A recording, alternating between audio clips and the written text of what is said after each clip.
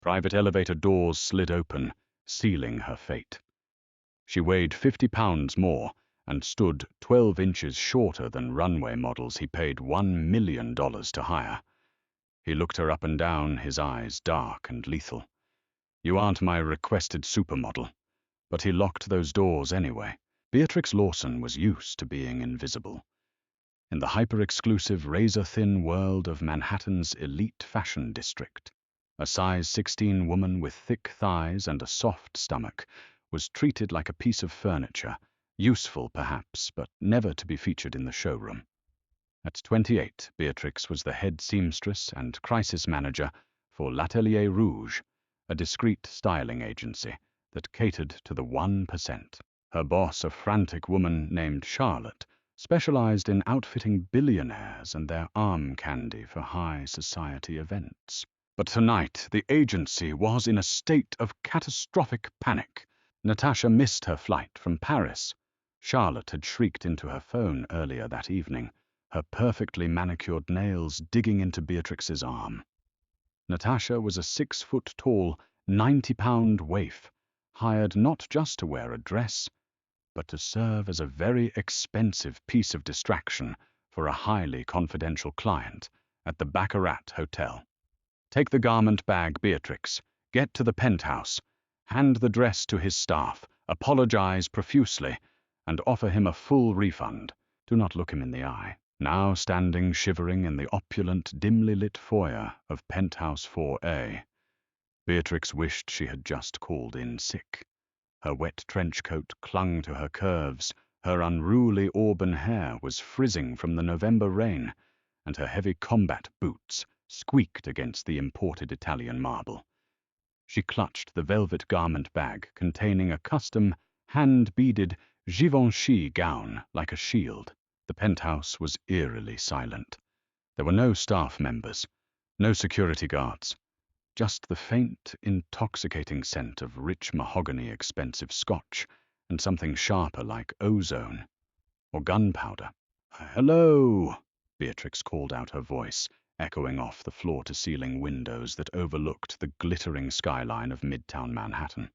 "L'Atelier Rouge delivery. I just need a signature." A shadow detached itself from the far corner of the living room. Beatrix's breath hitched in her throat. The man who stepped into the ambient light of the city didn't look like a typical hedge fund billionaire. He wore a crisp-tailored Tom Ford suit, minus the tie, the top 2 buttons of his dark shirt undone. He was tall, violently handsome, and radiated a cold, suffocating authority. His jawline looked sharp enough to cut glass, and his dark eyes swept over her with the calculating precision of a predator assessing a very confused prey. This was Victor Romano. Ostensibly, he was the CEO of a multinational shipping conglomerate.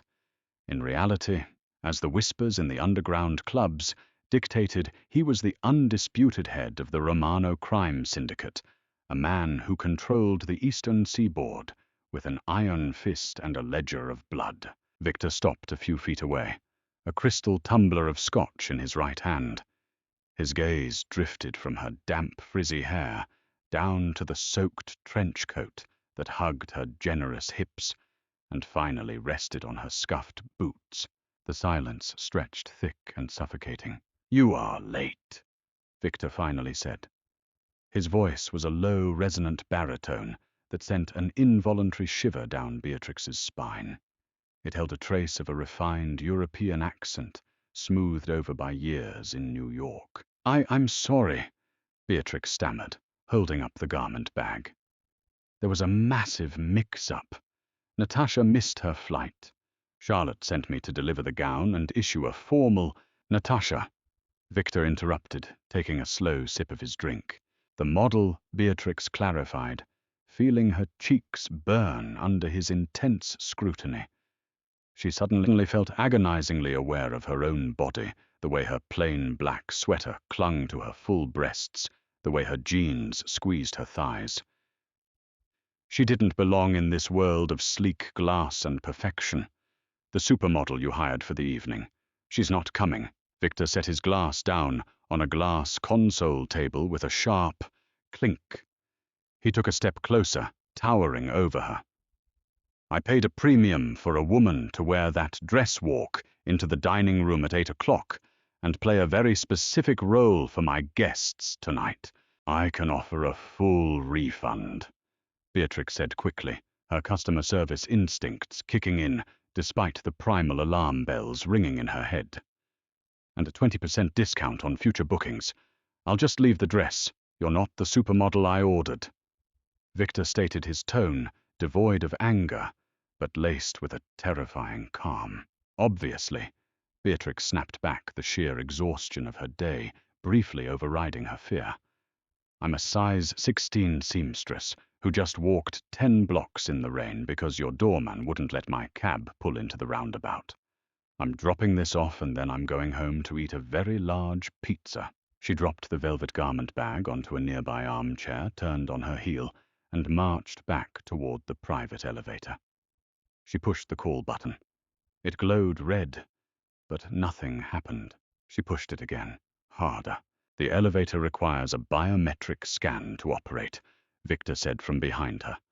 His footsteps were completely silent on the marble. Beatrix spun around. "Then scan your thumb, Mr. Romano. I need to leave." "I am afraid that is no longer an option," he replied, checking his platinum Rolex. "It is 7:45. My guests will be arriving in the private lobby downstairs in exactly 5 minutes. If they come up here and find me without the companion, they were promised the negotiations will sour. And when my negotiations sour, people tend to bleed." Beatrix stared at him, waiting for the punchline. But Victor Romano's face was a mask of carved stone. "You're joking," she breathed. "You want me to pretend to be your supermodel date. Look at me. I am built for comfort, not for speed. I don't know the first thing about high society dinners, and I definitely don't fit into a sample-size Givenchy gown." Before Victor could respond, the heavy mahogany double doors near the kitchen violently burst open. A man stumbled into the penthouse, clutching his side. He was wearing a custom suit that was rapidly turning a dark, glossy crimson. "Boss," the man gasped, collapsing to his knees. Beatrix let out a short scream, backing up against the unyielding metal of the elevator doors. Victor was across the room in a blur of motion. He caught the man by the shoulders, his expression hardening into pure ice. "Leo, who was it?" "The Moretti brothers." Leo coughed blood, speckling his lips. "They bypassed the lower security desk. They know about the shipment at the Brooklyn Navy Yard. They're coming up the service elevator right now. They aren't here for a dinner, Victor. They're here to take the territory." Victor cursed violently in Italian. He pulled a suppressed Glock from a hidden holster beneath his suit jacket and handed it to Leo. "Get into the safe room. Patch yourself up. Do not come out until I give the word." Leo nodded weakly and dragged himself down the hallway, leaving a smeared trail of blood on the pristine floor. Beatrix was hyperventilating, her hands pressed over her mouth. "Oh my God. Oh my God, you're the Mafia. I'm in a Mafia penthouse. Let me out. Please let me out." Victor turned his cold, calculating gaze back to her. The situation had shifted. This was no longer about a dinner party. This was a matter of survival. "Listen to me very carefully," Victor said, crossing the room and gripping her shoulders. His touch was firm, grounding her spiraling panic. "Damien Moretti is coming through those doors in less than 2 minutes. If he sees a terrified delivery girl trying to flee, he will assume I am weak, distracted, and vulnerable. He will shoot us both without hesitation." Beatrix's eyes widened, tears pricking her vision. I can hide." "You have seen Leo's blood. You are a witness," Victor said ruthlessly. "You are not leaving, and you are not hiding. If you want to walk out of here alive tonight, you are going to be exactly what they expect to see. The confident, untouchable woman of Victor Romano." "The dress won't fit me," she cried out, motioning to the velvet bag. "It's a size 0. I will rip it to shreds." "Then rip it," Victor commanded. "Make it work. You have 60 seconds. Survival instinct is a terrifyingly potent force." Beatrix didn't think. She acted. She grabbed the garment bag, ripped the zipper open, and pulled out the dress. It was a masterpiece of crimson silk and delicate beadwork, designed to hang loosely off a skeletal frame. She unbelted her trench coat and let it drop to the floor. She pulled her sweater over her head, standing in the middle of the billionaire's penthouse, in nothing but a black bra and jeans. Victor turned his back instantly to give her privacy, checking the magazine of a second firearm he had produced from a desk drawer. Beatrix wriggled out of her jeans and stepped into the crimson dress. Just as she had predicted, it stopped dead at her hips. The delicate silk strained against her thighs. Think, Bea, you're a seamstress. She grabbed a pair of heavy brass shears from Victor's ornate desk set. With a swift, brutal motion that would have given her boss a heart attack, Beatrix slashed the side seams of the $20,000 dress from the mid-thigh down to the hem. The fabric released, allowing the dress to slide over her hips, hugging her curves tightly rather than draping over them. It was scandalous. It was tight.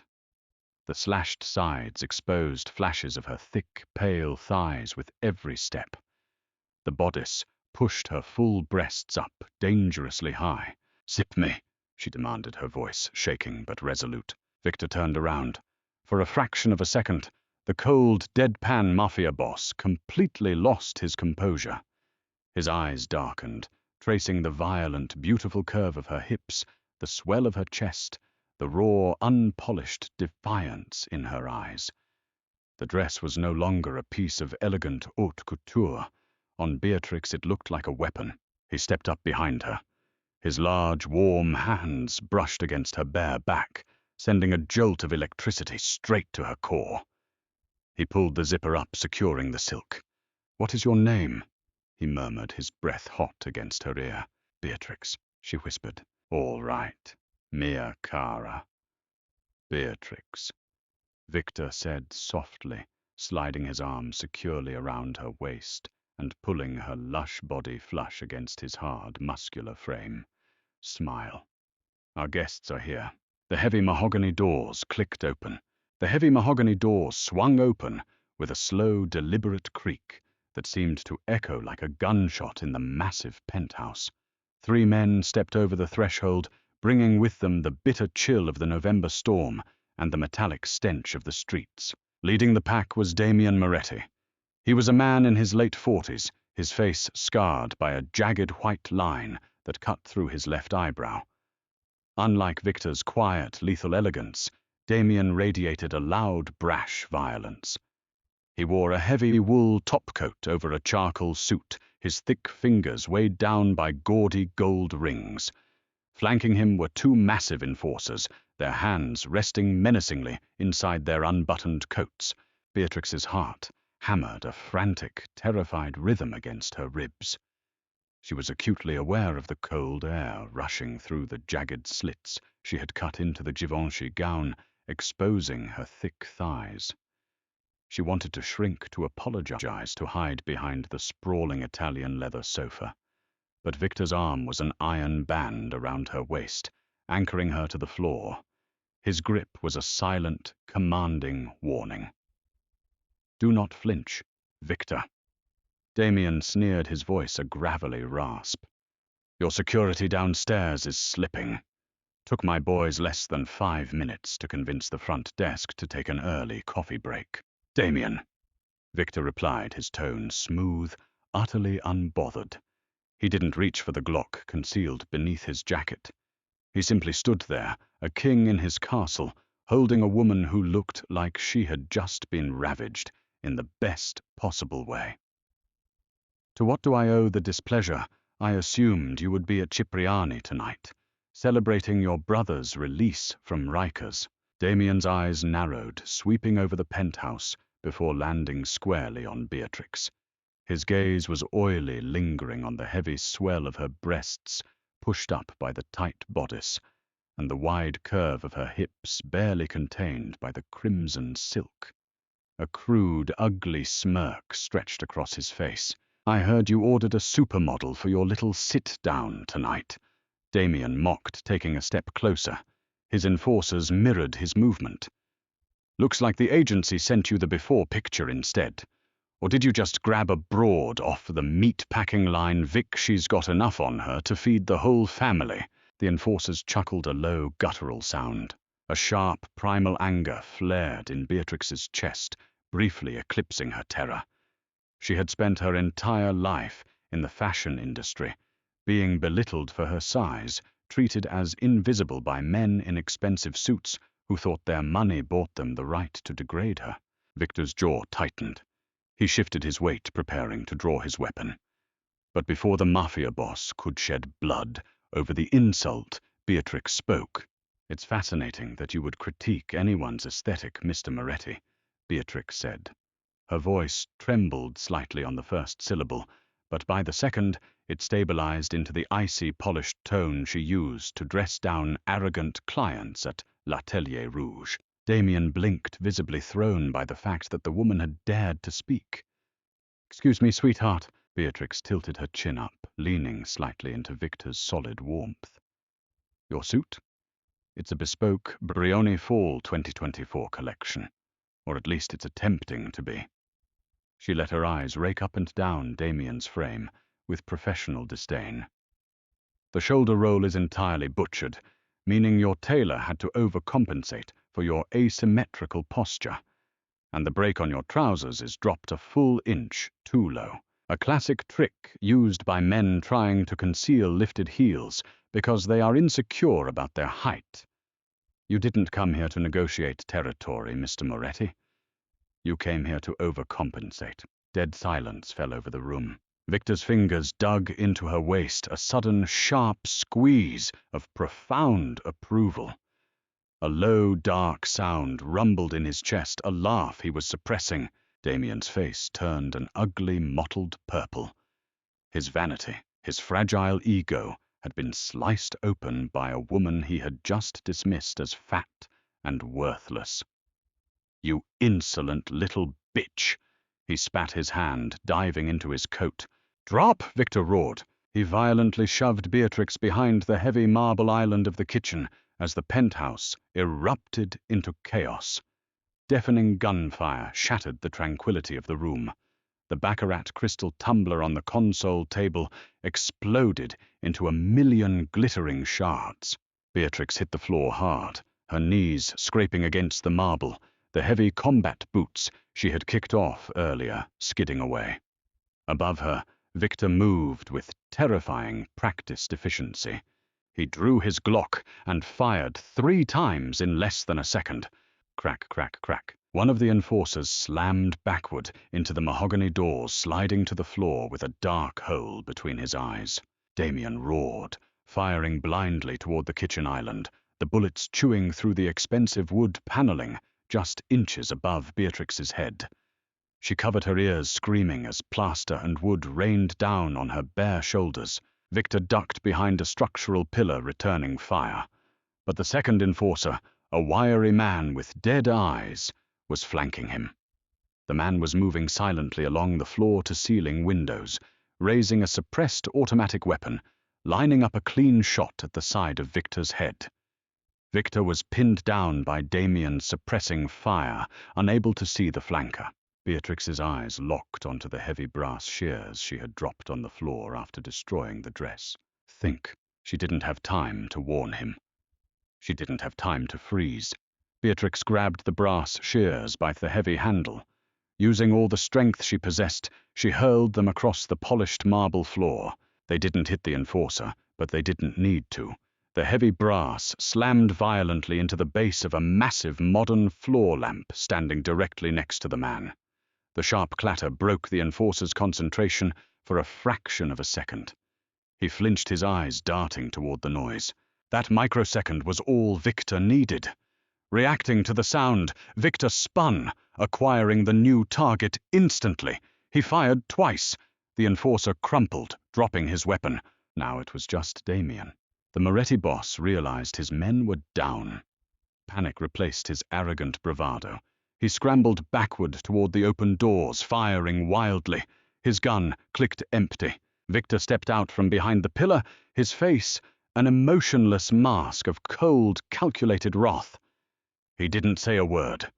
He walked forward, his steps measured, and leveled his gun at Damien's chest. "Wait, Victor, let's make a deal," Damien pleaded, holding up his hands, the lifted heels of his shoes slipping on his own man's blood. Victor pulled the trigger. Damien gasped, collapsing onto the Persian rug. The room fell into a horrifying, ringing silence, broken only by the sound of the rain lashing against the floor-to-ceiling windows and the harsh, ragged sound of Beatrix's breathing. For a long moment, nobody moved. The air in the penthouse was thick with the acrid smell of cordite and the metallic tang of blood. Victor slowly lowered his weapon, his chest heaving slightly beneath his ruined Tom Ford shirt. He activated a discreet earpiece, hidden in his right ear. "Carter, Sullivan, penthouse. Bring the cleaners." The Morettis left a mess on the carpet. He holstered his gun and turned toward the kitchen island. Beatrix was curled into a tight ball on the floor, her hands shaking so violently she couldn't clasp them together. The crimson silk of the dress was smeared with plaster dust, and the deep slashes at her thighs exposed her pale, trembling skin. She looked up at him, her wide, terrified eyes reflecting the carnage of the room.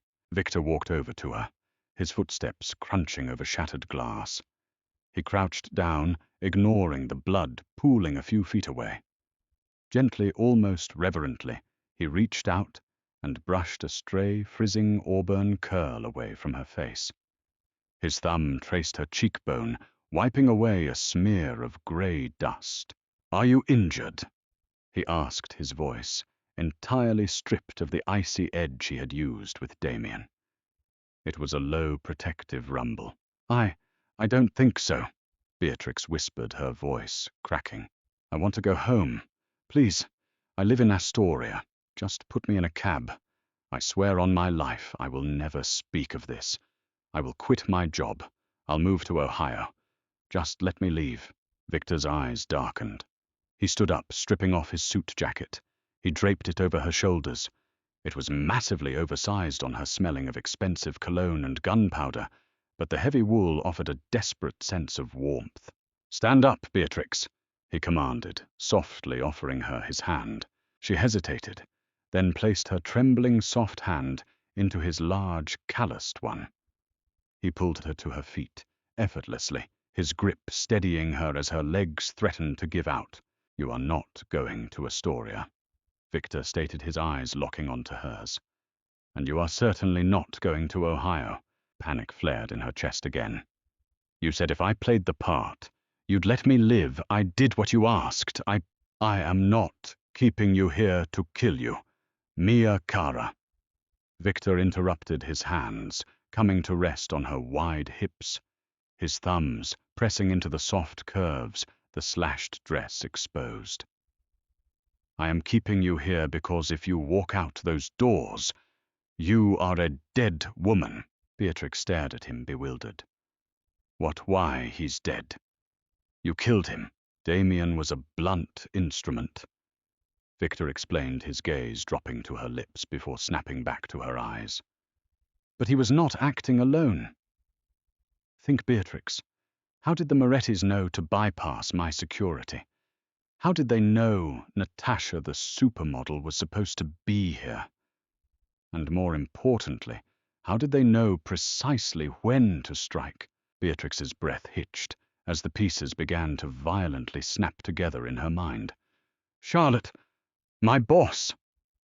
She was the only one who handled the booking. She said Natasha missed her flight. Carter ran the financials of your little fashion agency. While you were cutting that dress to pieces, Victor revealed, his tone turning dangerously cold. "Yesterday afternoon, L'Atelier Rouge received a wire transfer of $500,000 from a shell company in the Cayman Islands, a company owned by the Moretti family." Beatrix felt the blood drain from her face. Her knees buckled, but Victor caught her, pulling her flush against his solid chest. "Natasha didn't miss her flight," Victor said ruthlessly. "She was paid to disappear. Your boss set this up. She sent you here as a sacrificial lamb, Beatrix, a delivery girl who was meant to be caught in the crossfire to make it look like a tragic robbery gone wrong. If you go back to that apartment in Astoria, the Morettis will find you. They will tie up their loose ends. Tears finally spilled over Beatrix's lashes, tracking down her dust-streaked cheeks. The life she knew, the cramped apartment, the pins and needles, the cruel, skinny world of high fashion, had been a lie. She had been sold out by the very people she worked to protect. So what do I do? She whispered, her voice breaking. I have nothing. I am nobody. Victor's hands slid up her back, pulling her impossibly closer. The heat of his body seeped through the silk and the wool jacket, burning against her skin. You are not nobody. Victor murmured, his voice thick with a sudden, overwhelming possession. You stood in front of a man who has murdered dozens, and you dismantled his pride with a sewing critique. You didn't cower, you fought back. You saved my life. He leaned down, his lips hovering just a fraction of an inch from hers. I ordered a plastic mannequin tonight, a fragile, empty shell, to sit in a chair and look pretty. Instead, fate delivered a woman with fire in her veins, a sharp mind, and a body that makes me want to burn this entire city to the ground just to keep her safe. Beatrix's breath caught in her throat. She had never been looked at like this. His gaze traced the fullness of her face, the lushness of her figure, with an agonizingly raw hunger.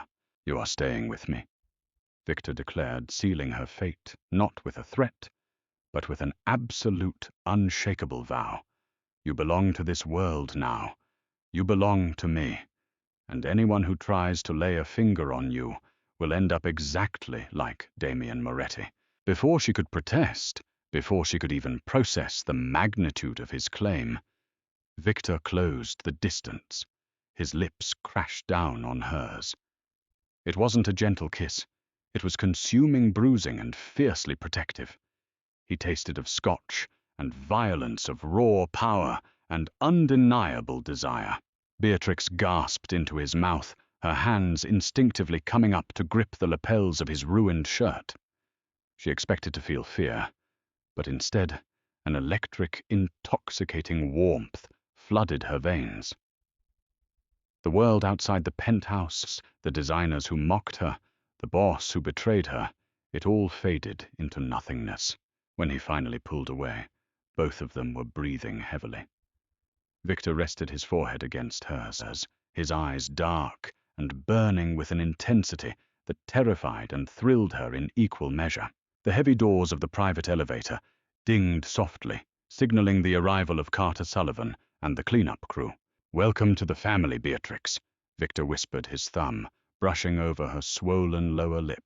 She looked at the bodies on the floor, then up at the ruthless, beautiful monster holding her in his arms. She was the fat, invisible seamstress who had walked into a slaughterhouse. But she wasn't walking out. She didn't want to. She pulled his suit jacket tighter around her shoulders, her chin tilting up in quiet, terrifying defiance. I'm going to need a new wardrobe, she said. If you felt your heart racing during Beatrix and Victor's deadly encounter, you won't want to miss what happens next.